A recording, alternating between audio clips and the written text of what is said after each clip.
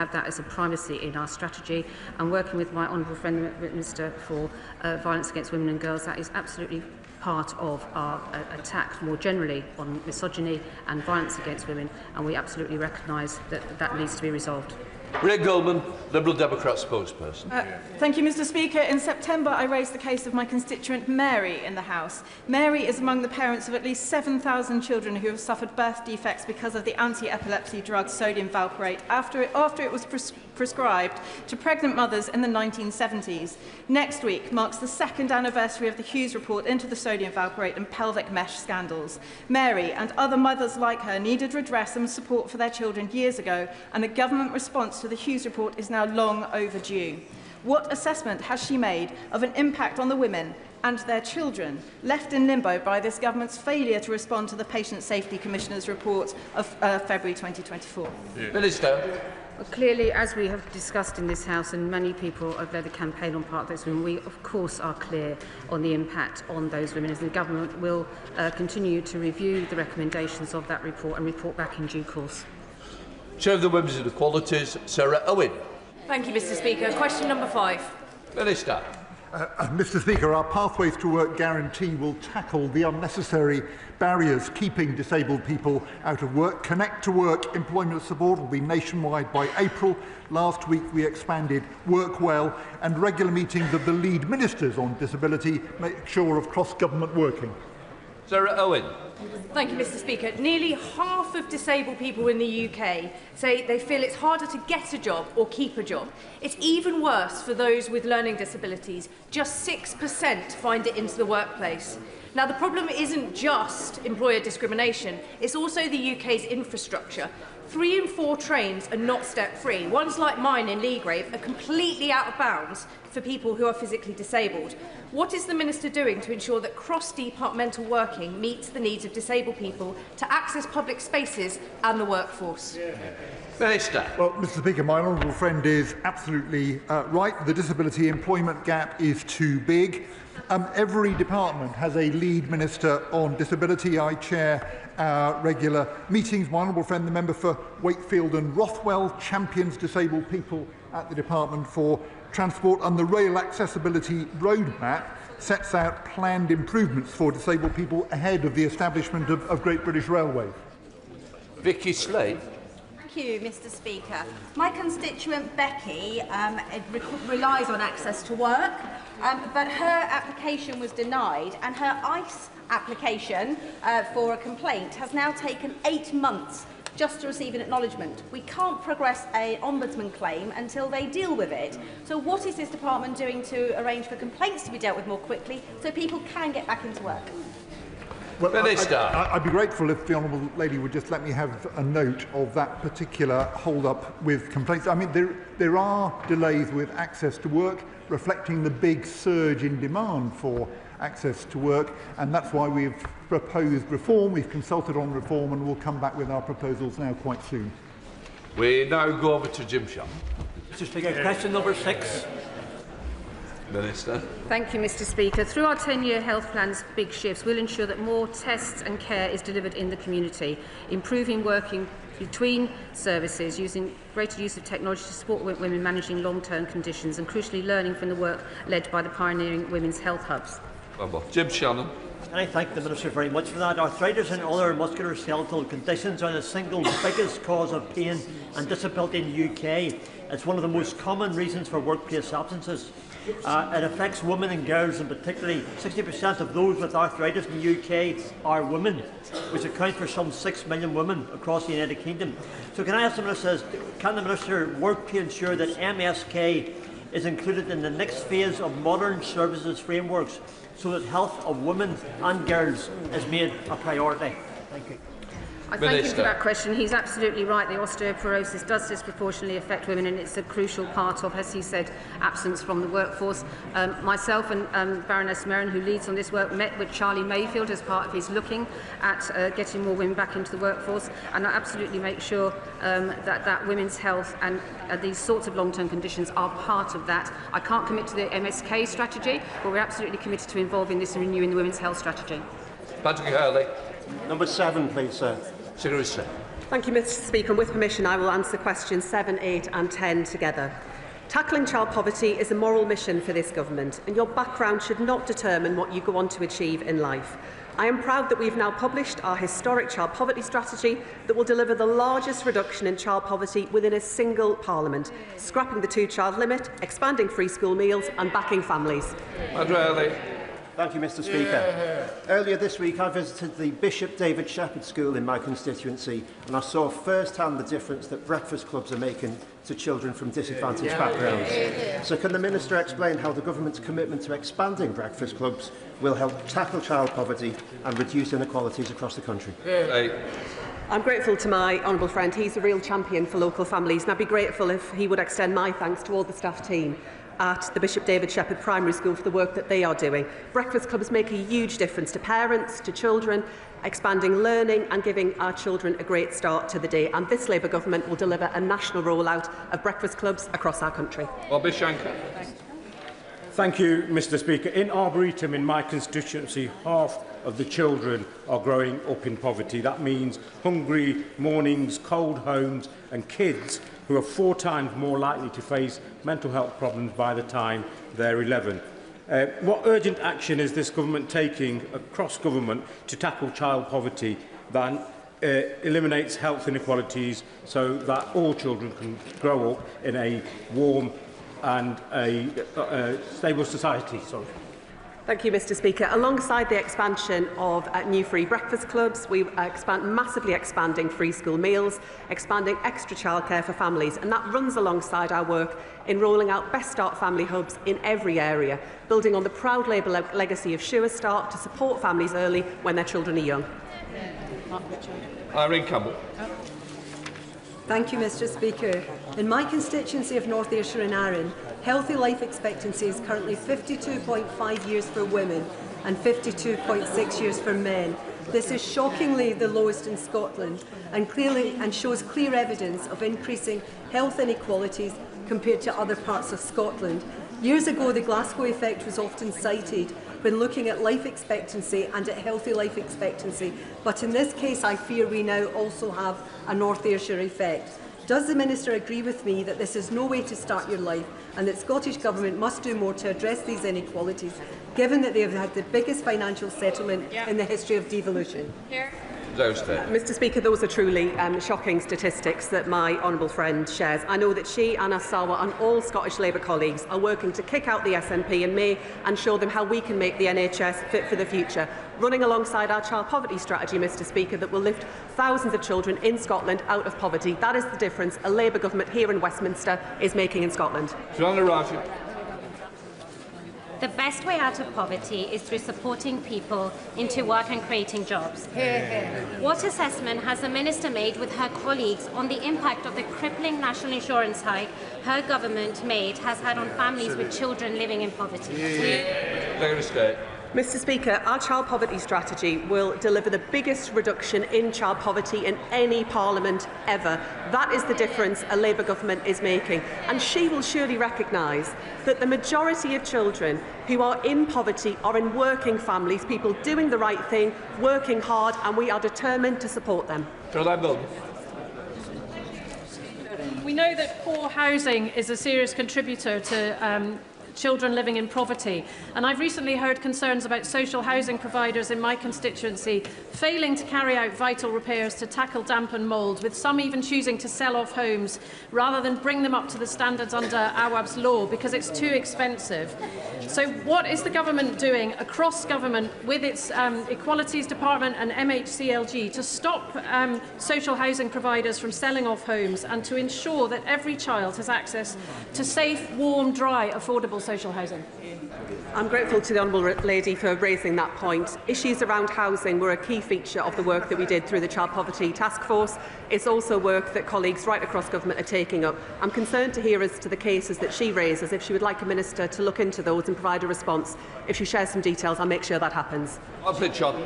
Of course, there is poverty of aspiration, which of course contributes to inequalities, and there are over 100,000 children in looked after care in this country, as you will know, secure homes, children's homes and foster care. Every single one of those children has a skill, an ability, something to contribute to society. So can I ask her to, with her other hat on as Secretary of State for Education, to look at scholarships for looked after children, for those children to develop those skills?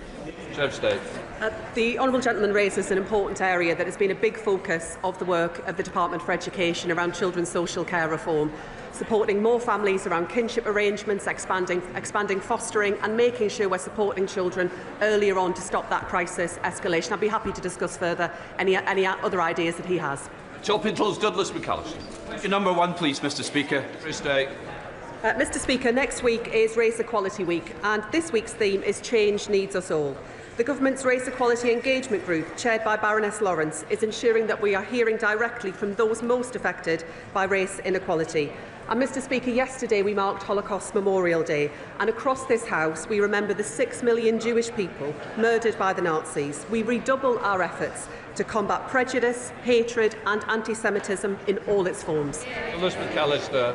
The gender pay gap for full-time employees in Scotland. The gender pay gap for full-time employees in Scotland widened from 2% in 2024 to 3.5% in 2025. It's utterly unacceptable that under the SNP watch, women in Scotland are earning less for the same hours. What can our UK government do to improve matters for women across our country?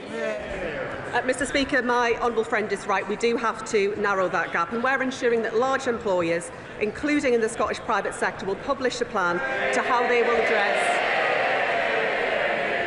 show how they will address the gender pay gap. But of course, I am proud that along with him, this Labour government is delivering the biggest upgrade in workers' rights in a generation.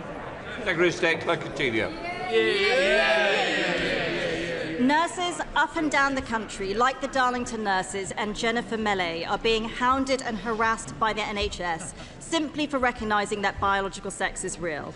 I'm grateful that the Secretary of State had previously agreed to meet with Jennifer, and I hope she still will. But she takes up the cause of working-class women. These are working-class women, and they are being abused by people in positions of power. So will she go further? Will she hold accountable people in the NHS, the Nursing and Midwifery Council, and in the unions who have harassed and victimised these hard-working nurses?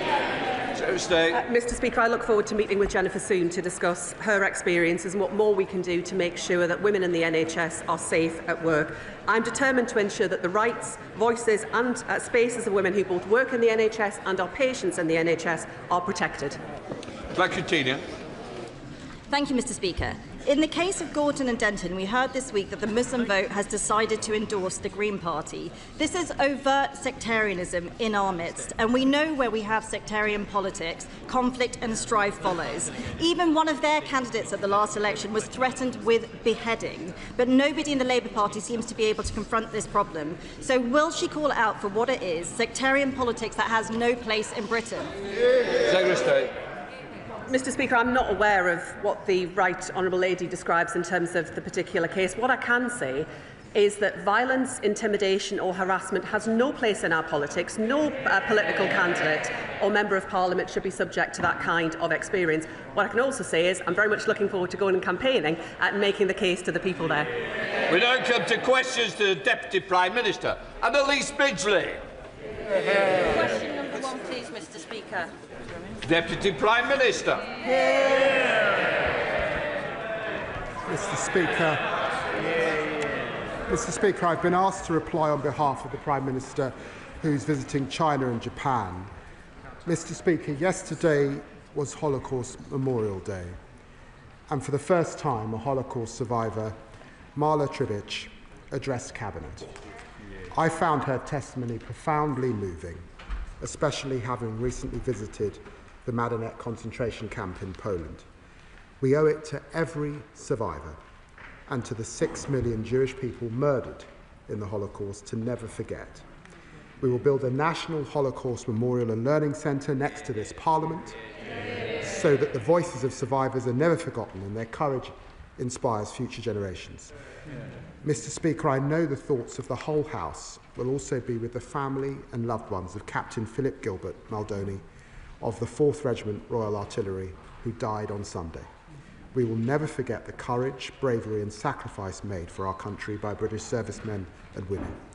This morning I had meetings with ministerial colleagues and others. In addition to my duties in this House, I shall have further such meetings later today. Thank you, Mr. Speaker, and I'd like to associate myself with the remarks of the Deputy Prime Minister on Holocaust Memorial Day and British servicemen. This week, the BBC and Good Morning Britain have reported of the national disgrace of out-of-control waste dumps, and for years, my constituents in Kirby have lived with one. People struggle to breathe, they're sick, they have to live with their windows shut and schools sometimes shut down for days. I've been campaigning on it with our Labour councillors, but the response from the Environment Agency has been slow and ineffective. So will the government work with me to sort this nightmare and stop the Simmonswood stink? Deputy Prime Minister. I thank my honourable friend. The government will work with her. The situation she describes is unacceptable. People are right to be furious. The Environment Agency are taking action to prevent further dumping, and we're giving them more powers and resources to crack down on fly tipping. I'll make sure that ministers keep her updated of their efforts. And speaking of garbage, Mr. Speaker, I note Reform's spring cleaning of the party opposite is continuing this week. The leader of the opposition says the Conservative Party is full of unwanted rubbish. The public worked that out long ago and got rid of them, Mr. Speaker. Shadow Secretary of State Andrew Griffiths. Thank you, Mr. Speaker. Can I start by echoing the Deputy Prime Minister's comments about Holocaust Memorial Day? We must never forget. May I also associate this side of the House with the condolences expressed by the Deputy Prime Minister to the family of Captain Philip Gilbert Muldowney. I also offer the condolences of the House to the family of Lord Flight, one of my predecessors in Arundel and South Downs. He served in Parliament with distinction for more than 2 decades. Mr. Speaker, after the Chancellor's U-turn yesterday, can the Deputy Prime Minister confirm that over 90% of retail, hospitality and leisure businesses will get nothing? Deputy Prime Minister. Well, Mr. Speaker, can I welcome the Shadow Business Secretary to the dispatch box and join him? I remember Lord Flight well when I arrived in this House.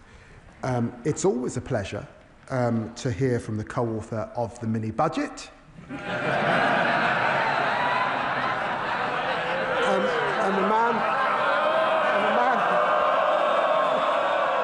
the man who said that Liz Truss has the best plan to deliver for voters. Remember that? Of course, all of us want to see our pubs in good health and to support hospitality. That's why the Chancellor announced a £4 billion package of support.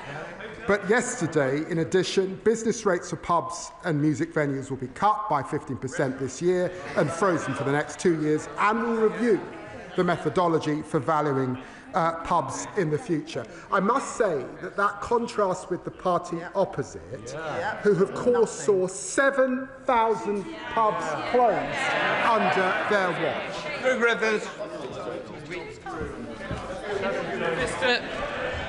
Mr. Speaker, he wants to talk about experience. I spent 25 years building businesses, creating jobs. He spent 25 years manufacturing grievance. And if the party opposite knew anything about business, they would know this is too little too late. Our high streets, their high streets, are bleeding out, and the Chancellor's handing out. They don't want to hear this, Deputy Speaker. Our high streets are bleeding out, and the Chancellor's handing out a box of sticking plasters. They can't even U-turn properly. Mr. Deputy Speaker, a senior advisor. Mr. Speaker. Mr. Speaker, a senior advisor to Andy Burnham said yesterday the Chancellor just wants a cheap headline. Meanwhile, our high streets are being decimated. He's right, isn't he? Deputy Prime Minister. I've got to say, Mr. Speaker, he talks about business. We know what his plan for business is. This is the man who opposed the minimum wage and said it was, quote, simply something that legislators pass to make themselves feel good. Well, let me tell him, raising the minimum wage doesn't make us feel good. It changes lives, and Labour's proud of how we're supporting small business. And on small business, creating hospitality zones to cut red tape, greater licensing freedoms, very important, and tackling late payments. All of that supporting business. That's a heart cry to what small business saw before. Mr. Speaker, you don't make young people better off by putting them out of work. Mr. Speaker, his MPs are already banned from pubs. Where next? Shops, restaurants, hair salons. That may not make a difference to him or I, but for many of them, they should back our plan to scrap business rates, but they haven't got the backbone to cut welfare to pay for it. And it's not just business rates, Mr. Speaker.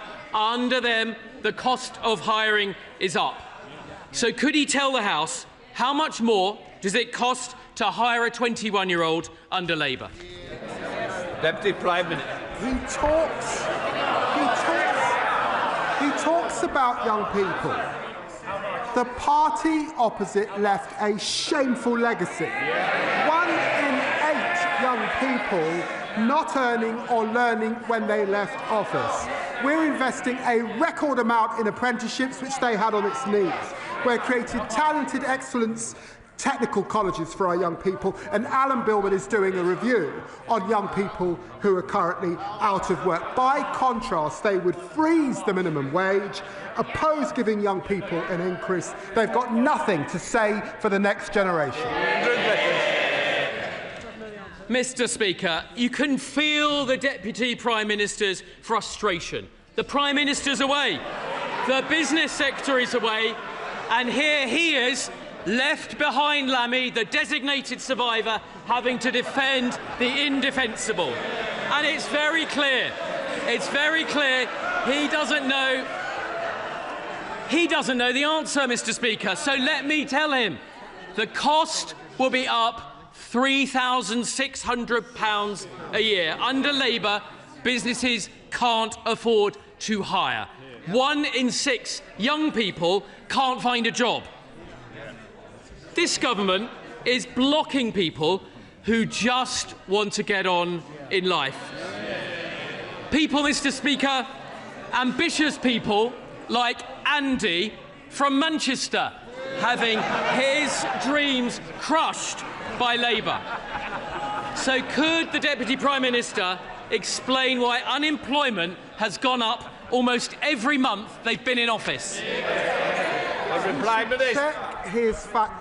500,000 people in work more than a year ago under us.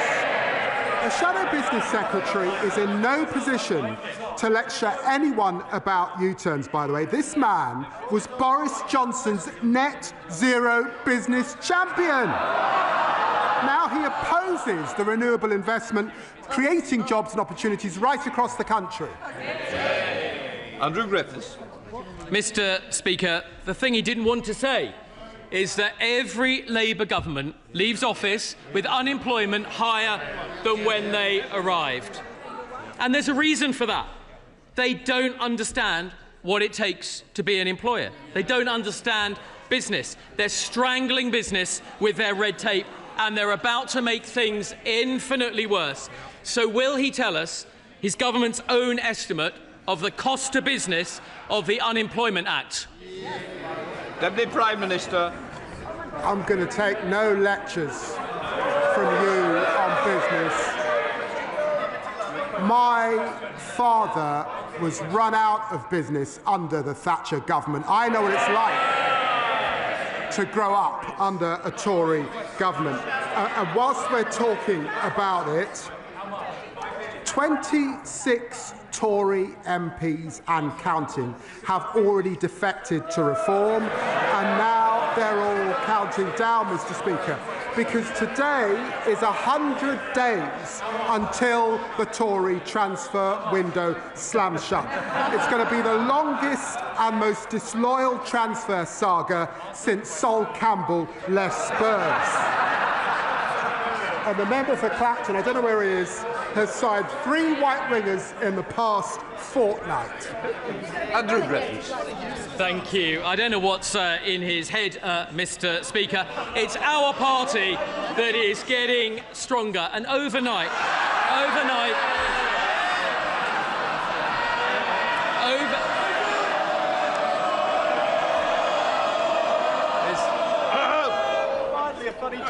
overnight, Mr. Speaker, we learned that the former Deputy Prime Minister has got 80 names. On Sunday, we learned that the Health Secretary's allies claimed that he's got 200 names, and oddly, 50 of them want the Mayor of Greater Manchester, who's not even in this MP. Mr. Speaker, they're supposed to be running the country, and once again, small businesses across this country will see that he didn't answer the question. So I'll tell him, £1 billion a year. That is the burden to businesses of their bill. So there we have it, Mr. Speaker. They've no answers for small business. There's no relief coming. They don't care about high streets. They don't care about hotels, restaurants, farmers, or young people. Won't the Deputy Prime Minister admit what the members behind him are thinking? That it's not the Prime Minister going to China that's the problem, it's the fear that he might come back. Deputy Prime Minister. Mr. Speaker, he's not going to get this gig again, is he? Let's face it.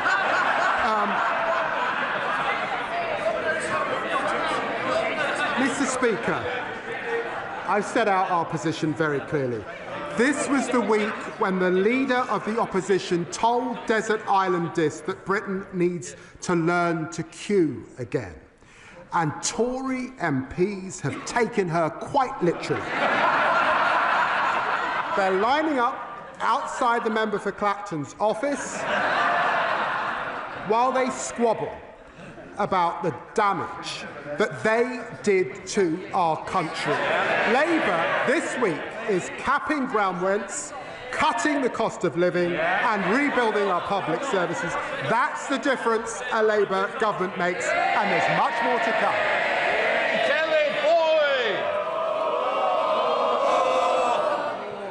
Mr. Speaker, Elmore Hall School is a fantastic multi-site provision supporting over 200 of County Durham's vulnerable young people with social, emotional and mental health difficulties. Their PAC site in Durham caters for 20 key Stage 4 pupils, but SAN provision in Durham is at crisis point. With an extra school site and PAC extension, Elmore could offer more young people opportunities to thrive locally, saving thousands in costs for alternative provision and taxis. Will the Deputy Prime Minister arrange for the DFE Minister to visit the PAC site? And will they work with me to support the urgent need for additional school facilities and PAC accommodation so young people in Durham can access the education they deserve closer to home? Deputy Prime Minister. Well, I'm very grateful to my honourable friend. We're focused on fixing the SEND system so every child, wherever they live, has the support that they need to thrive. And we will continue our national conversation on reforms. We're also boosting investment into SEND. That includes 200 million to roll out more training for teachers and over 100 million for Durham County Council. I'm sure a minister would be happy to meet with my honourable friend and visit the site at the earliest opportunity. Deputy Leader of the Liberal Democrats, Daisy Cooper. Thank you, Mr. Speaker. On behalf of my party, may I join with the Deputy Prime Minister in marking Holocaust Memorial Day, We Will Not Forget, and also honouring the service of Captain Philip Gilbert Muldowney, who died on Sunday. Mr. Speaker, Whilst the Chinese regime still holds British citizen Jimmy Lai captive in prison, and whilst the Chinese regime continues to hunt down pro-democracy protesters on the streets of Britain with bounties on their heads, the British Prime Minister has gone cap in hand to China to ask for a trade deal on the promise of a super embassy from which the Chinese regime will continue to spy on us. The Chinese regime remains undeterred in its illegal actions against the UK and our citizens. So can I ask the Deputy Prime Minister to name one single consequence that the Chinese regime will face if they do not stop their campaign of espionage and repression? Deputy Prime Minister.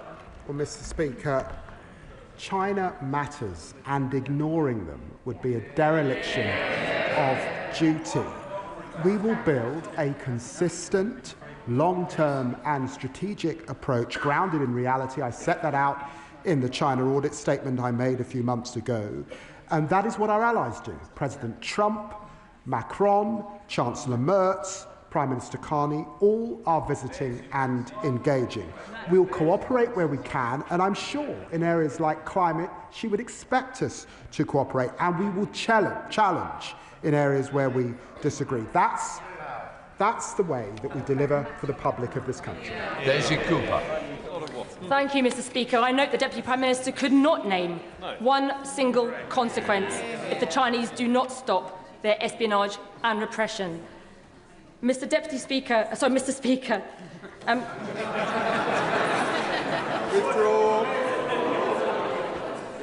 Speaker, the Deputy Prime Minister has responded as if the world has not changed.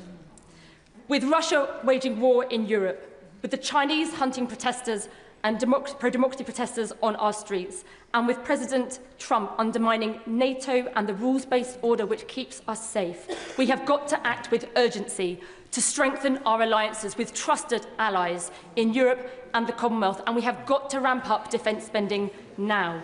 Can I ask the Deputy Prime Minister, will he consider as a first step the Liberal Democrat plan to issue defence bonds to raise £20 billion in the next 2 years in order that we can rebuild our armed forces and give British savers the opportunity to invest in the defence of our nation? The Prime Minister.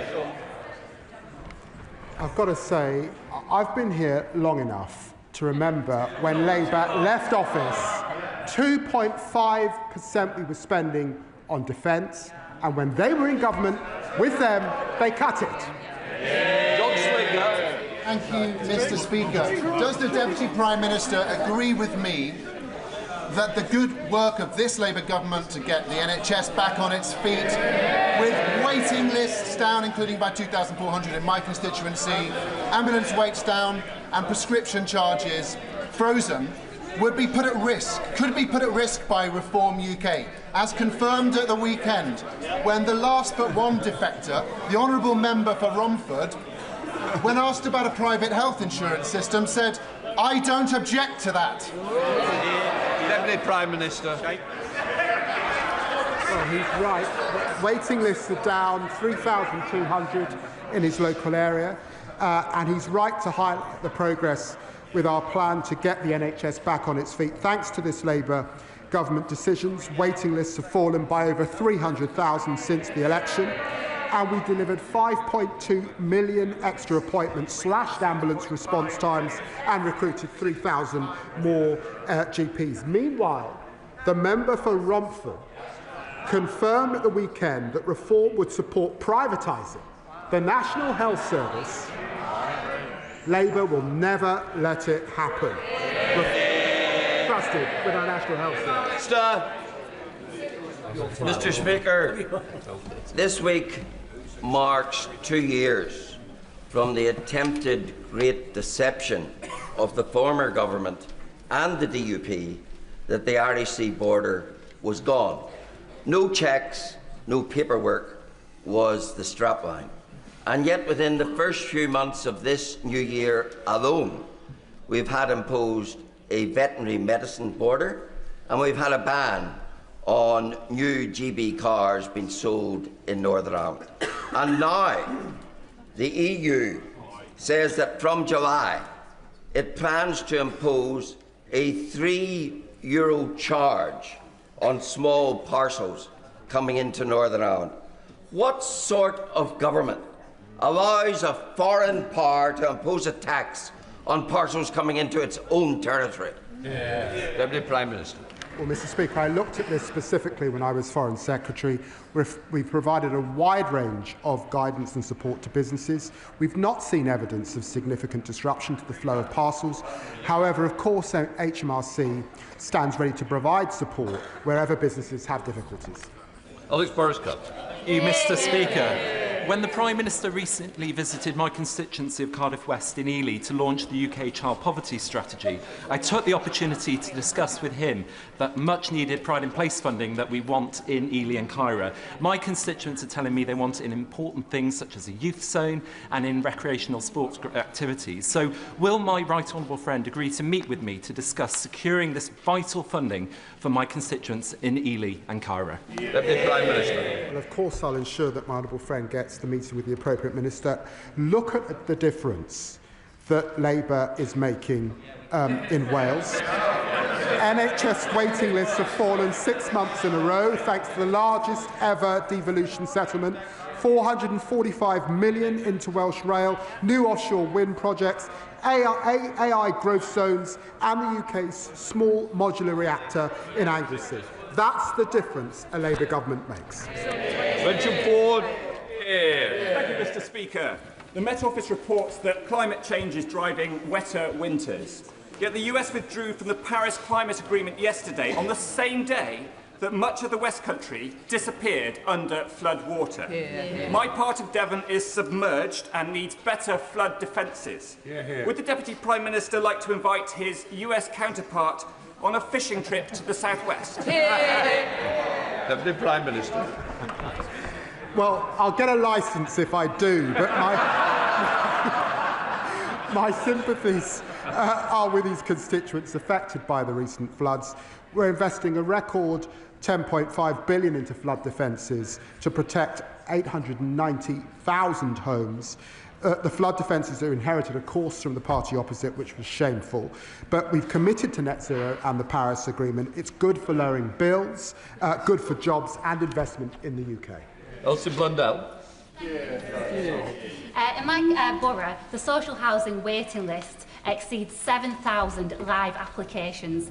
Council housing offers my constituents the safety and security that they deserve. What further steps can the government take to speed up the delivery of the social and affordable homes programme and build the high-quality social housing my constituents deserve? Prime Minister. She's absolutely right. We believe in council housing on this side of the House. We're investing £39 billion to deliver the biggest boost to social and affordable housing in a generation, and that will deliver 300,000 social and affordable homes with at least a 60% rate, and will bring forward legislation to strengthen councils' ability to buy back homes sold under the Right to Buy scheme. John Lump. The Scottish press is full of stories about the plot by Scottish Labour MPs to bring down the Prime Minister. One Scottish Labour MP said he's terrible. Another Scottish Labour MP said the handling of the budget had been incompetent. And yet another Scottish Labour MP predicted that Scottish Labour would be slaughtered in May's election. They're not wrong, are they, Deputy Prime Minister? Deputy Prime Minister. The people of Scotland have a big decision later on this year. Certainly not to vote Conservative, to get rid of SNP and vote Labour. And I and my colleagues will be campaigning every single day to bring that about. Vicky Bolscroft. Thank you, Mr. Speaker. As the UK's first borough sanctuary, Lewisham has a proud history of welcoming people fleeing conflict, persecution and instability. Our council works closely with support organisations to help those people integrate and contribute to our community. So how will the Deputy Prime Minister ensure that proposed reforms to the asylum system support rather than undermine the positive outcomes already being achieved in boroughs like mine? Deputy Prime Minister. Well, I'm grateful to my honourable friend for raising this issue.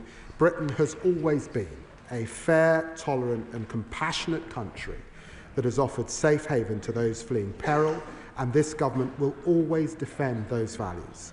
We're introducing the largest overhaul of asylum policy in modern times to restore control, contribution and fairness.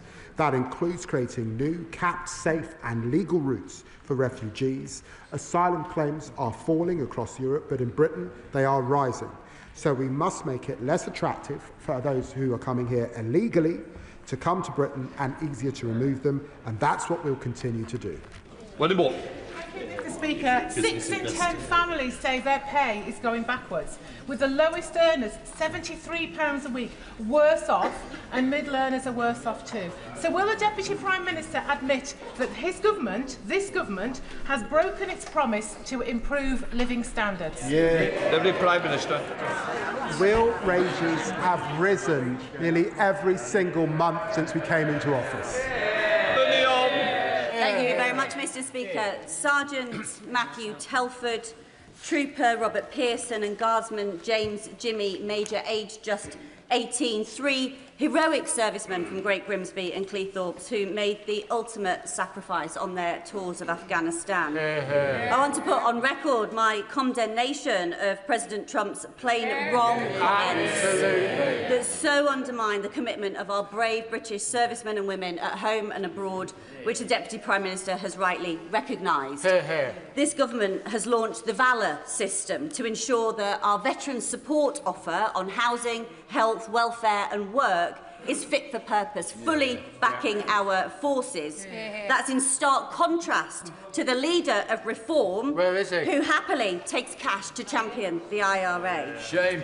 My local armed forces charities want to know if he can set out how urgent action is being taken to house homeless veterans by this government under Valour. Deputy Prime Minister.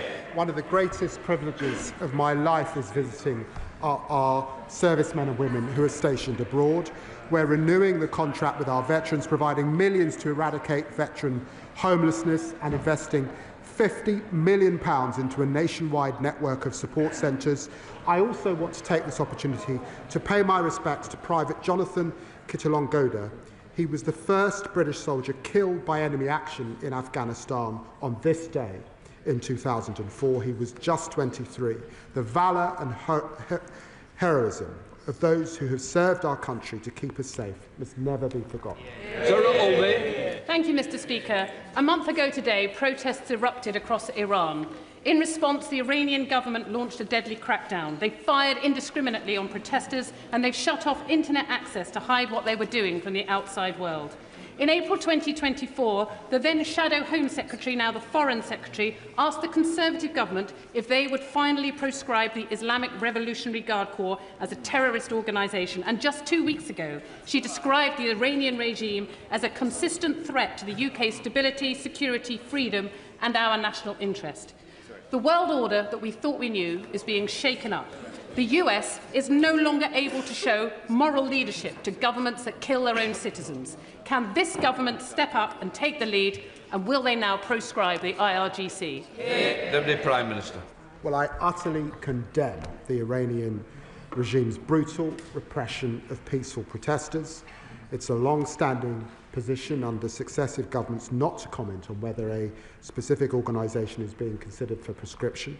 We have long criticised Iran's authoritarian regime and taken robust action to protect UK interests from Iranian state threats, and that includes over 220 sanctions on Iran, placing the entirety of the Iranian state on the enhanced tier of the Foreign Influence Registration Scheme. We're working at pace, of course, to explore what further measures can be taken to respond to these horrific. Thank you, Mr. Speaker. Mr. Speaker, violence is again escalating in north-east Syria, Rojava, with humanitarian crisis unfolding, and the city of Kobani under siege yet again. The Kurdish communities who fought and helped defeat ISIS now feel abandoned by their Western allies. Will the Deputy Prime Minister commit to working with our allies to hold the Syrian regime to the March 2025 agreement by securing protection for Kurdish civilians, pushing for meaningful immediate ceasefire, opening humanitarian corridors into Kobani, and supporting constitutional recognition for Kurdish region? Prime Minister.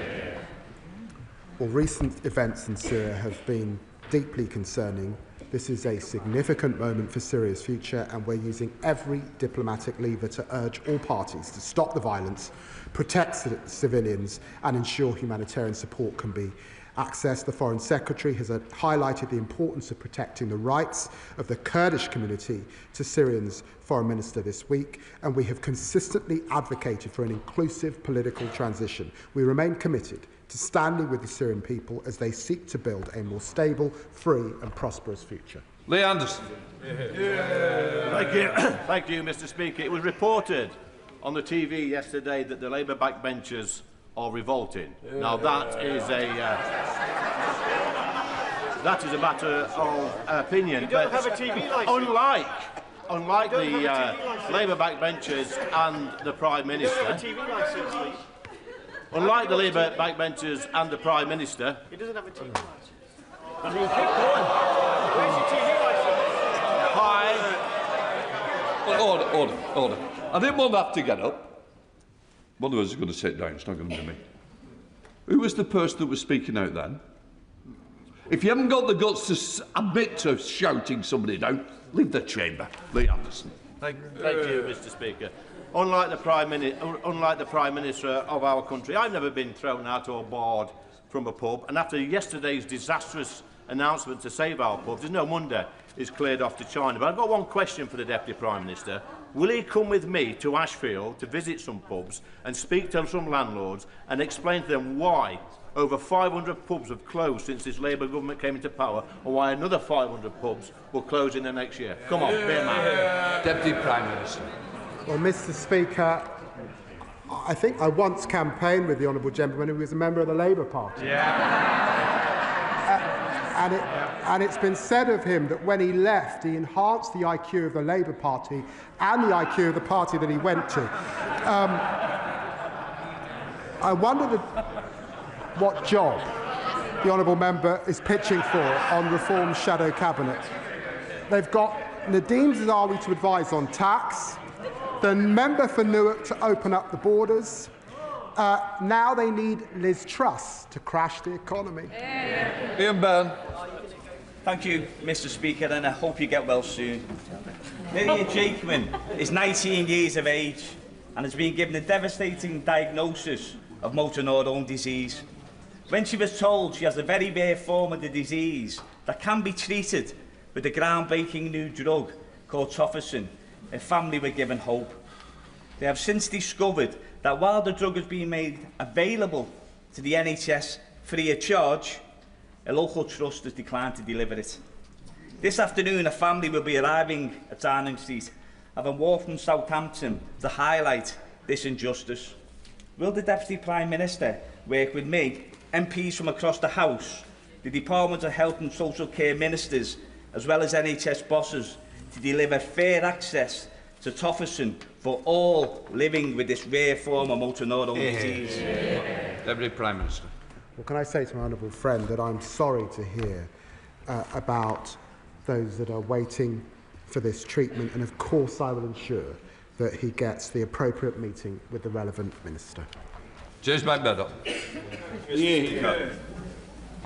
GR Car is a business in Burnt Mills in my constituency in Basildon, with over half a century of experience in steel manufacturing and fabrication. It is exactly the kind of medium-sized business that builds this country and we should be championing. And following my visit to them last week, I was disturbed to find out that many of our contracts from our flagship deals in Teesside and in our nuclear programmes go offshore, such as the 7,000-tonne order for steel to China and the 200+ kilometres of fabricated pipework to Germany. This is exactly the kind of investment that should be done in the UK. So how does sending offshore play into their growth plans? Deputy Prime Minister. Well, the honourable gentleman will remember that we stepped in to save British Steel and we committed up to £2.5 billion to rebuild the sector, and we'll publish a steel strategy setting out how we're going to achieve that shortly. The British industry supercharger will also bring down energy costs for strategically important UK industries. Patricia Ferguson. Thank you, Mr. Speaker. At a time when this government is promoting a duty of candour to ensure all public servants, including ministers, should have a legal duty to act with transparency and frankness, and when the Scottish Government has indicated it hopes that legislation will apply there too, does the Deputy Prime Minister support calls for the current First Minister, a former First Minister and a former Health Minister to appear before the inquiry into the deaths of adults and children as a result of contaminated water at the Queen Elizabeth University Hospital in Glasgow? A scandal widely thought to be the worst since devolution began. Deputy Prime Minister. Well, my honourable friend is right to raise this serious matter. It's a scandal, one of the worst failures in modern Scottish public life. The SNP government must acknowledge the grave failures at Queen Elizabeth Hospital. When whistleblowers raised serious failings, SNP ministers sided with the Health Board and dismissed families who went through tragic circumstances. That should be condemned as wholly unacceptable, and there's no clear example of why Scotland needs change with Anna Sarwar. The UK's nuclear deterrent has kept this country safe for over 5 decades, and as the Deputy Prime Minister will know, it's operationally independent, but it still relies on US defence supply chains. Given the shaking of traditional alliances, could the Deputy Prime Minister reassure the House and the country that the UK has sufficient stockpiles of the component parts of the D5 Triton II missiles that the nuclear submarines have, and ensure that the supply chain remains resilient and is able to cope with any change in the White House, whether positive or negative? Deputy Prime Minister. He raises an important issue, and it's why I was pleased to work with the Defence Secretary on the Strategic Defence Review, and that we're investing £270 billion over this Parliament into defence. Alex Selby. Thank you, Mr. Speaker. I know that the Deputy Prime Minister takes a deep interest in Uganda. 2 weeks ago, there was a sham election. People prevented from voting, and government officials stuffed the ballot boxes. Now the military is pursuing Bobi Wine, the leader of the opposition, with deadly intent. I'm gravely concerned about Bobi, opposition activists and British citizens in Uganda. What can we do to safeguard those people and ensure that we don't see violence and bloodshed on the streets of Uganda? Deputy Prime. Well, I was very grateful to meet with Bobi Wine and him when I was Shadow Foreign Secretary. We call for peaceful and credible elections. This dispute must be resolved peacefully and legally. Opposition candidates must be able to campaign freely. And of course, we will continue to make representations forcefully. Bob Blackman, final question. Thank you, Mr. Speaker. And I join the Deputy Prime Minister in commemorating Holocaust Memorial Day. But unbelievably, Palestinian Pulse, an organisation, plan a protest outside Parliament today entitled "Confront Power in Parliament, an Anti-Zionist Rally." Now, the Jewish population of our country have had to put up with weekly protests in our towns and cities since the 7th of October 2023. Now we have Jewish businesses and restaurants having protests outside, trying to close them down. The chants are anti-Semitic. The meaning behind them is anti-Semitic. Well said, please. And we see where it leads. The massacre on Bondi Beach, what happened in the United States, and unbelievably, 2 of our Jewish population being murdered in Manchester. Now, Lord Macdonald's review is going to obviously look at this. But the Jewish population of this country do not have 2 years to wait before this hatred is extinguished. So will the Deputy Prime Minister take concrete steps to ensure that anti-Semitism is driven out of our country? Deputy Prime Minister. Well, I'm very grateful to the honourable gentleman. He and I have worked cross-party on these issues over many years. particularly as I represent Stamford Hill, one of the historic homes of the Jewish community, and he's quite right. The rising anti-Semitism that we see, the nature of some forms of protest is intolerable and unacceptable. That is why the Home Secretary has set out the plans that she has, and I will continue to work with her closely to drive anti-Semitism out of this country. That completes Deputy Prime questions. Let the front benches change over.